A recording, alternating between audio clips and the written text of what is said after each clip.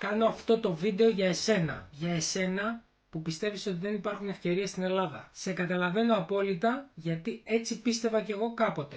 Αλλά διαφωνώ κάθετα μαζί σου. Ευτυχώς που υπήρχαν άνθρωποι στη ζωή μου που μου έδειξαν ότι υπάρχουν αντίστοιχα ευκαιρίες στην Ελλάδα όπως σε κάθε άλλη χώρα του κόσμου. Το θέμα είναι ότι είχα την αντίληψη να τους ακούσω. Και αυτό το έκανα διότι έβλεπα ότι είχαν το αποτέλεσμα που ήθελα και εγώ να έχω στη ζωή μου. Ευτυχώς που δεν άκουσα τους περισσότερους άλλους γύρω μου που ασπάζονταν την άποψη ότι δεν μπορείς να κάνεις τίποτα στην Ελλάδα. Ως πιλότος άλλωστε εκπαιδεύτηκα από κάποιον που ήξερε να πετάει. Έμαθα λοιπόν ότι για να πετύχεις πρέπει να σε εκπαιδεύσει κάποιος επιτυχημένος. Για να βγάλεις χρήματα πρέπει να σε εκπαιδεύσει κάποιος που βγάζει χρήματα. Για να δεις τις ευκαιρίες πρέπει να σε εκπαιδεύσει κάποιος που έχει εκμεταλλευτεί ευκαιρίες στην πορεία του. Σου λέω λοιπόν ότι υπάρχουν φανταστικές ευκαιρίες σήμερα στην Ελλάδα. Το ερώτημα είναι, ποιον θα ακούσεις, εμένα ή το γνωστό σου που σου λέει ότι δεν υπάρχουν.